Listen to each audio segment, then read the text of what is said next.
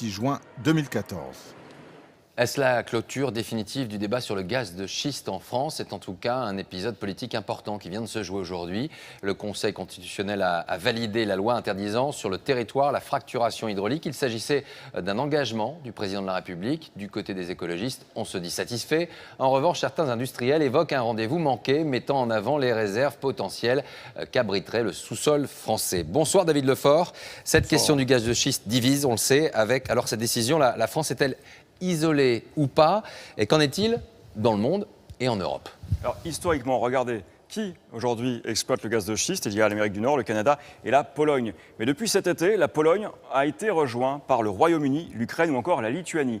Il y a des pays aussi à qui la loi autoriserait finalement d'exploiter, mais qui n'exploitent pas le gaz de schiste. L'Espagne, la Roumanie, également le Danemark ou encore la Norvège. Et puis l'Allemagne, elle, s'interroge. C'est le statu quo.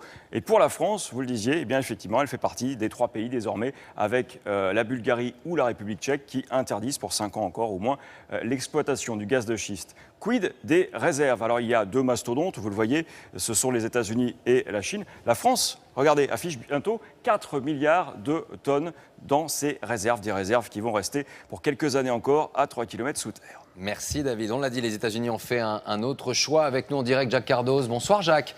L'an prochain, Bonsoir. Les États-Unis devraient ravir la première place de producteur mondial de pétrole à la Russie. Et tout cela grâce justement à l'exploitation de ce fameux gaz de schiste. Oui, et dès qu'il s'agit de gaz de schiste, ici, Laurent, les chiffres sont impressionnants. Le secteur a déjà créé 1 700 000 emplois, 3 millions d'ici 2020. Le secteur rapporte également chaque année quelques 62 milliards d'euros et 111 milliards en 2020. Mais tout cela a un prix, notamment sur l'environnement et la santé.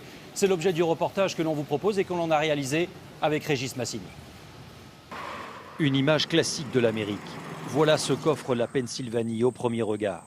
Un État splendide et rural où l'on compte déjà près de 6000 exploitations. Car dans ses entrailles, la Pennsylvanie abrite la 2e réserve mondiale de gaz de schiste. Et parfois, on y modifie complètement le paysage. Ici, on exploite à tout va et ceux qui vivent à côté de ces sites en subissent directement les conséquences.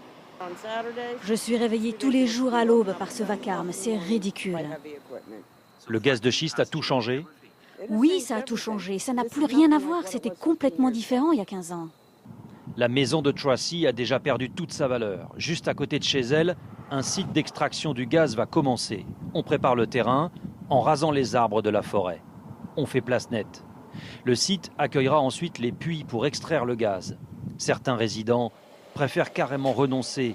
Scott ne veut pas voir ça. Ils sont en train de m'acheter. Je ne serai plus là dans 6 mois. Ils achètent ma maison et celle d'à côté. Qu'ils fassent ce qu'ils ont à faire. J'espère que ce sera du gagnant-gagnant. Mais moi, je fous le camp.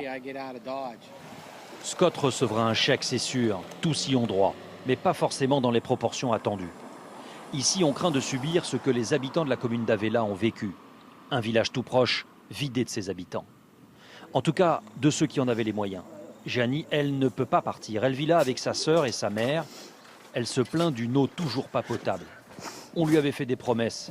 C'était il y a 6 ans. Mais dès qu'on ouvre le robinet, l'odeur est toujours là.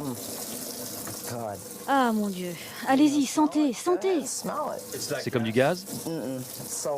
Non, ça pue le soufre. Du coup, dès qu'il s'agit d'eau, Janie est un peu à cran. Non, ma mère ne veut plus qu'on fasse couler cette eau. Maintenant, on est obligé d'ouvrir la fenêtre, de prendre un ventilateur pour souffler cette puanteur. Ici, on apprend à vivre avec une eau polluée. On prend sa douche ailleurs, on évite de boire. Mais en fait, c'est trop tard. Janie et sa sœur sont victimes d'éruptions ou de lésions sur la peau. On a montré nos lésions ici et là au médecin. Alors la bonne nouvelle, c'est que ce n'est pas le cancer. Alors on lui dit, mais qu'est-ce que c'est? Et il n'a pas répondu. Nous n'allons pas être les vaches à lait de l'Amérique. Ce serait briser nos droits les plus élémentaires.